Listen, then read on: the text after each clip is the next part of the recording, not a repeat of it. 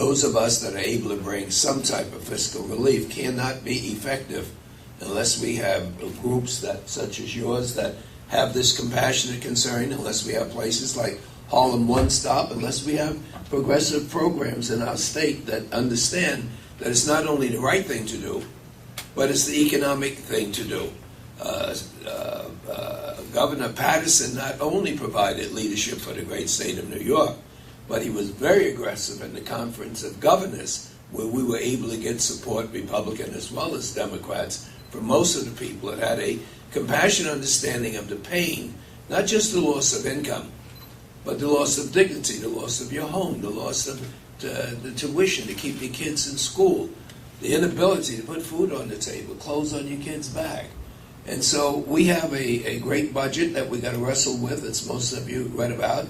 And we do have this economic recovery package that there's no question in my mind that this great nation of ours is going to come out of this fiscal crisis stronger than we've ever been. Because we're doing things that we've never done, that we should have been doing it. There is no question that this tax system that we have is badly in need of reform. When the president talks about reducing taxes for 95% of the people, it's not just compassion. These are people that don't have disposable income. These are people that are not able to buy things, and that is one of the major reasons why our small business is suffering. When people don't have the money to buy, somebody's not selling, somebody is going out of business. And so even though it's the right thing to do, it's the economic thing to do. National health care. There's so much of our budget that is spent because people don't have preventive care. People are not getting proper health care even though the price is escalating.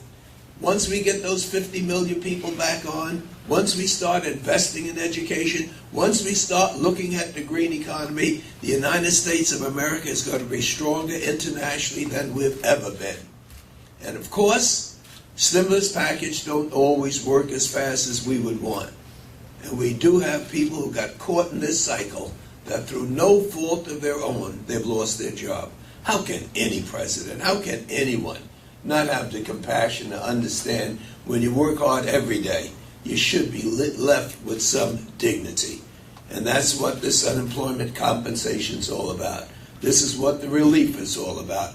And even though the $25 extension, 13 weeks extension, doesn't appear to us to be a lot of money, when you're dealing with the millions of people that are out there that don't have disposable income, they can now spend this and restore some degree of credibility in our system.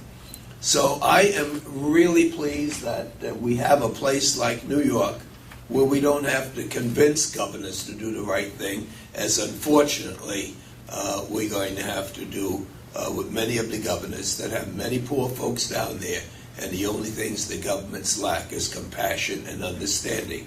And because we have a national concern, we have a provision there that even though the governors may say they pass it up, the legislative bodies can bypass that to make certain that relief gets to those people who need it the most. Some of you may have heard that the Treasury is now investing in Citibank and Citigroup. We've already spent $350 billion shoring up the fiscal institutions, and another $350 billion is on the way to give them further assistance. But you know, Commissioner, I've never seen a bank cry. I've never even seen a CEO embarrassed by the fiasco that they've taken this country and therefore the world. But I've seen people in the neighborhood that have dreams and aspirations that's been snatched from them. And with your help, with the education money, with the training money, with helping people to get a new start that can be, with improving the quality of our schools, I'm confident that at the end of the day, America will not only survive, but provide the leadership that historically we have. So thank all for you coming, and remember that a lot of our veterans who fought the good fight have not been able to get the jobs that they deserve. So if you can help a veteran, you'll be helping our country as well. Thank you so much. Thank you.